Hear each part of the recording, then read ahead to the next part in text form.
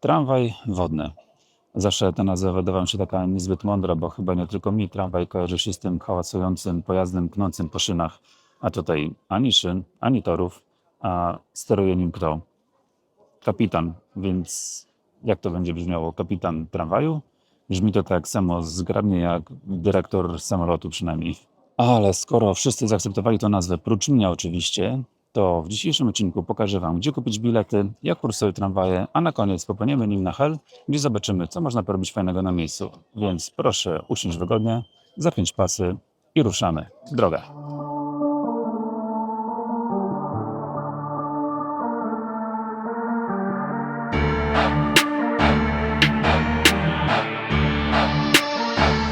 A więc bilety kupimy w kasie biletowej, która znajduje się niedaleko Zielonej Bramy, schodkami w dół, zaraz przy promie. Spod Zielonej Bramy odbijacie w prawo, idziecie bulwarem, schodkami w dół.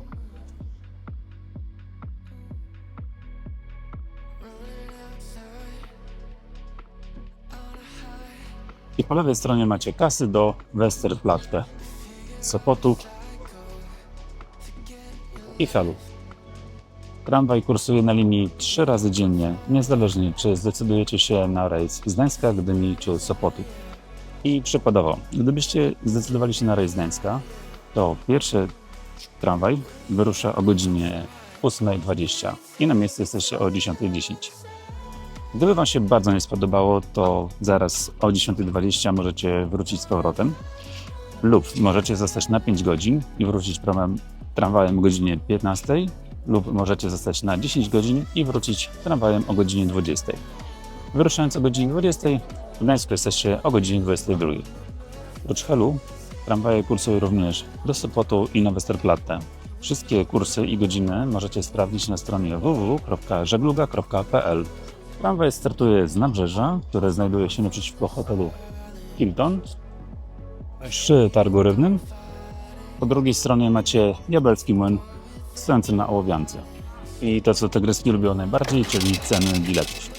A ceny biletów wyglądają mniej więcej tak. Za kurs z Gdańska na Hel i z powrotem normalny bilet kosztuje 170 zł, ulgowy kosztuje 140, natomiast za kurs z Gdyni i Sopotu na Hel i z powrotem normalny bilet kosztuje 150, za ulgowy kosztuje 120. Tak więc, drodzy widzowie, szykuje się najdroższy odcinek w historii kanału. Ale dobra, śmiechem żartem, ale będąc już na Helu, wejdziemy do jakiejś restauracji i zobaczymy, jak w tym roku wyglądają paragony grosy. Za rejs z Gdańska do Sopotu i z powrotem zapłacicie za normalny bilet 150 zł, za ulgowy 120, natomiast pętla na Westerplatte będzie Was kosztowała za normalny bilet 90, za ulgowy 70. Na Westerplatte natomiast zabierze Was Małgorzata. Będąc w Trójmieście, jeżeli zechcecie wybrać się na Hel, to tramwaj wodny jest najlepszą formą transportu. Po prostu wsiadacie na jednej stacji, wysiadacie na drugiej i jesteście na miejscu. To wszystko. Drugą opcją jest transport szynowy. Tam będziecie musieli się pewnie przesiąść z raz czy dwa, ale to też jest nie najgorsza opcja. Kompletnie odradzam dojazd samochodem. Korki i jeszcze raz korki. Zwłaszcza w weekend. Mamy bilet, więc wsiadamy dzisiaj na Opal. Zobaczymy, czy jeszcze będzie miejsce na górnym pokładzie, bo widzę, że jest full. Po wejściu na pokład możemy wejść do przestrzeni pasażerskich, znajdujące się bezpośrednio na deku, które bardziej widać świecą pustkami, albo wejść na górę, na pokład otwarty, który zdecydowanie polecam.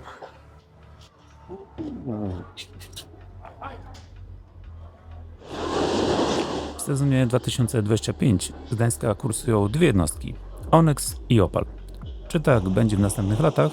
Wystarczy zapytać w kasie w danym sezonie. Zanim tramwaj wypłynie na zatokę, w pierwszej kolejności musi przepłynąć przez pozostały fragment Motławy, aby w następnej kolejności przeprawić się przez Martwą Wisłą, omijając przy tym wyspę Ostrów czy twierdzę Wisłoujście. I tu niespodzianka. Tramwaj po drodze zatrzymuje się na chwilę na przystanku Westerplatte, aby wysadzić pasażerów z Gdańska i przyjąć pasażerów ruszających z Westerplatte na Hel.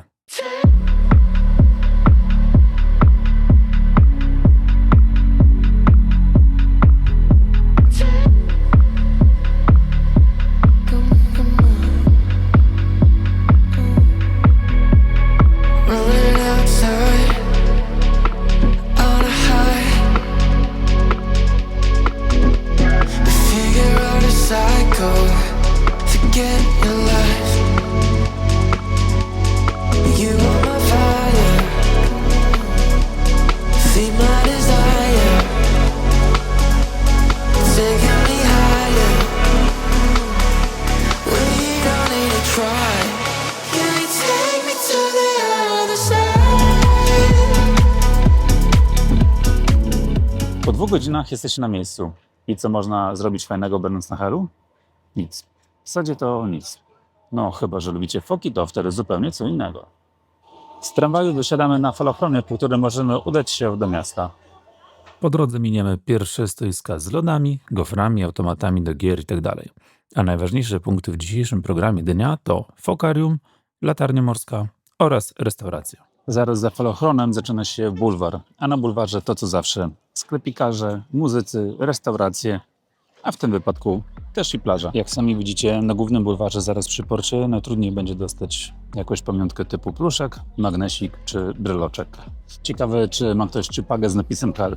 Jeżeli będąc na bulwarze zaraz przy porcie nie udało wam się kupić waszego ulubionego magnesika, to uliczkę dalej będziecie mieli swoją drugą szansę. Zaraz przy Muzeum Rybołówstwa, które znajduje się praktycznie przy wyjściu z falochronu, stoi drogowskaz z najważniejszymi kierunkami. Fokarium w nasze prawo. Natomiast do latarni morskiej też prawo, o ile stoimy twarzą w kierunku do fokarium. Chyba od zawsze największą popularnością na Helu cieszyło się fokarium, dlatego wejdziemy do środka i zobaczymy, czy warto. Jesteśmy przed wejściem do fokarium. Nie sposób tutaj nie trafić, idąc wzdłuż bulwaru, kiedy skończył się stragany, a ile on się kiedykolwiek skończył. Zaczyna się taki płot z wywieszonymi plakatami z fokami. To są takie różne informacje o tych zwierzętach, a na samym końcu dochodzimy do narożnika, gdzie są kasy biletowe, a zaraz obok jest wejście. Ceny biletów w sezonie 2025. Mamy bilet, paragon obok, więc wchodzimy. Na poziomie 0 zobaczymy, jak się pluskają. O, proszę. Piękne. Ojej. Bo ona smutna jest chyba. A zobaczcie, następna wyskoczyła sobie na brzeg.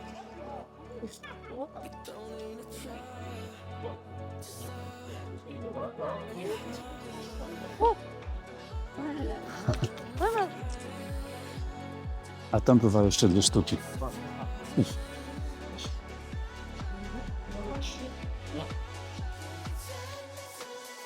Przyznam, że dzięki fokom można się nauczyć, co to znaczy luzacki tryb życia.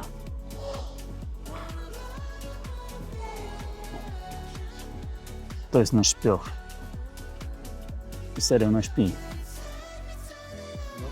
Kogo to z was spać na siedząco? Kurczę. Coś się złego przyśniło chyba.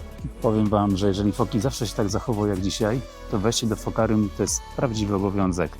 Tutaj nie ma osoby, która by przynajmniej nie była rozbawiona. To, co robią te zwierzaki, to jest prawdziwe show. Tak jak słyszycie, a przy okazji jest to świetna lekcja, jak można żyć i się niczym nie przejmować. No dobra, to fokarium mamy zaliczone, więc idziemy po latarnię morską. Punkt obowiązkowy numer 2. Moi drodzy, tylko nie próbujcie szukać latarni od strony zatoki. Latarnia jest od strony Bałtyku, więc musimy przejść na drugą stronę półwyspu.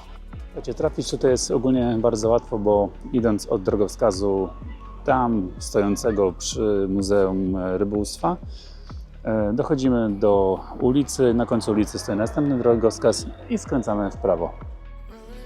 Jakieś pół kilometra dalej dochodzimy do kolejnego rozwidlenia, gdzie mamy kolejny drogowskaz, latarnia morska w lewo.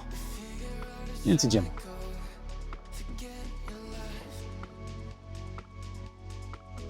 I dalej prosto alejką. Dojście na miejsce zajęło mi około 15-20 minut spod fokarium, ale powiem wam, że jestem w pozytywnym szoku, bo pierwszy raz mi się zdarza nie zastać tutaj kilometrowej kolejki, więc skorzystam z tej szansy i spróbuję wejść na górę.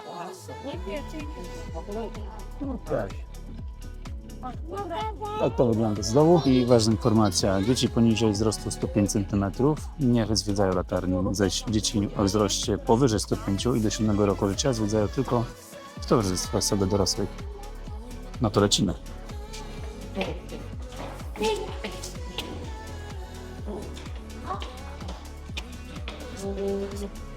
No tu jesteśmy prawie na końcu. A jak to wygląda w dół? Czekaj sekundkę. Pięknie.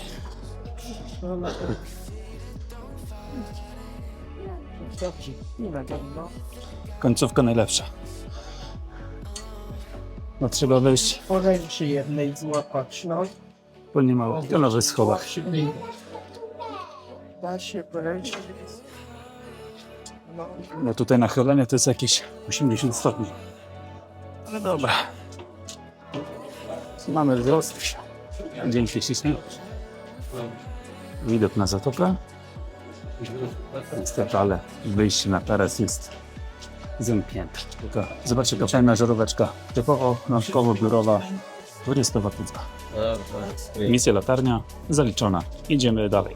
Latarnia powstała w 1942 roku, a balkon znajduje się na 41,5 metrze. Nie wiem, jak to powiedzieć po polsku, możecie mnie poprawić w komentarzach, serio. I nie bójcie się tych schodów. Ja wiem, że one wyglądają strasznie na wideo, ale są dobre, wygodne poręcze, one są równe. Jeżeli będziecie spokojni i nie śpieszyć się, to wtedy na pewno sobie bez problemu poradzicie. I latarnia cały czas funkcjonuje. Nie trzeba się zrzucać na żaróweczkę. Latarnię i fokarium mamy ze sobą, więc czas na paragony strachu. Idziemy coś zjeść.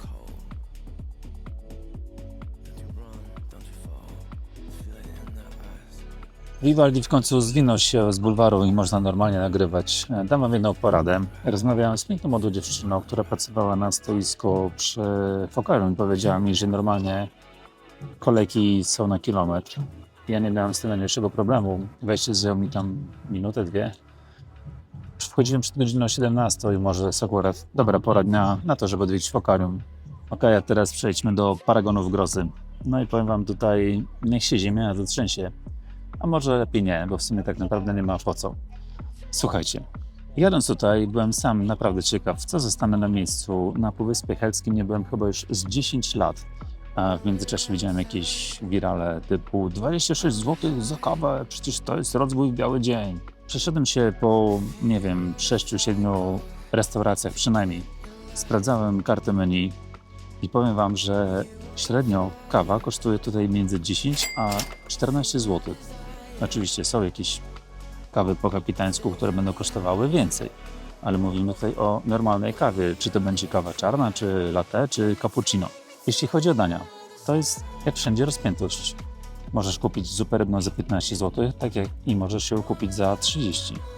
Podobnie jest z pozostałymi potrawami. A jeżeli trochę pochodzisz i posprawdzasz, to możesz zjeść obiad za 50 zł. Dosłownie. Są i takie oferty. Kupiłem dzisiaj zestaw obiadowy z rybą wyciągniętą z lodówki, nie z zamrażarki, czyli filet wyciągnięty z lodówki, ukrojony, zważony przy mnie, który ważył 220 gram. Dorsz. 2 porcje surówek i do tego ziemniaki. Za wszystko zapłaciłem 67 zł. To mówiąc szczerze, w Gdańsku i ogólnie w którym mieście zapłacisz więcej. I podsumowując, internet rządzi się własnymi prawami. Jeżeli oglądacie jakieś wirale, które mówią, że kawa kosztowała 26 zł, to owszem, pewnie nawet znajdzie się fizycznie kilka takich restauracji, ale gdyby ten youtuber, który ma takie parcie na zasięgi, opublikowałby rolkę i powiedział w niej: słuchajcie, zapłaciłem za kawę na Helu 12 zł, to myślicie, że osiągnąłby jakikolwiek sukces? Czy ludzie by po prostu, nie wiem, dostali gęsiej skórki? No raczej nie. I dlatego właśnie fake newsy roznoszą się najbardziej. Dlatego jeżeli usłyszycie taką podejrzaną historię, we wszystkim tak naprawdę to funkcjonuje. Puśćcie to przez palce i to 26 zł podzielcie przez 2, dostaniecie 13 i to będzie taka bardziej zbliżona do rzeczywistości cena. Jako droniarz mam do Was gorącą prośbę. Jeżeli będziecie chcieli polatać dronem na Półwyspie Helskim, to proszę Was, sprawdzajcie, co mówi aplikacja Drone Tower. Cały Półwysep Helski leży w strefie Military Control Zone, czyli strefie kontrolowanej przez wojskowe lotnisko w Kosakowie, popularnie zwane Babie Dołem. Jeżeli aplikacja mówi nie latać, to proszę Was, nie łamcie tych zakazów, bo to się później odbija na współpracy z wojskiem. Dziękuję Wam za wyrozumiałość w imieniu wojska, chociaż nie jestem wojskowym. Prócz serii Trójmiasto i okolice, w której staram się Wam pokazać, co możecie fajnego zobaczyć tutaj na Pomorzu, w Gdańsku i okolicach, mam jeszcze serię filmów z Teneryfy, którą odwiedziłem pod koniec zeszłego roku. Jeden z filmów klejam tutaj. A też byłem całkiem niedawno na Mazurach, gdzie też nakręciłem kilka odcinków. Jeden z filmów wklejam tutaj. Czekam na tramwaj powrotny, a Wam wszystkim życzę wszystkiego dobrego.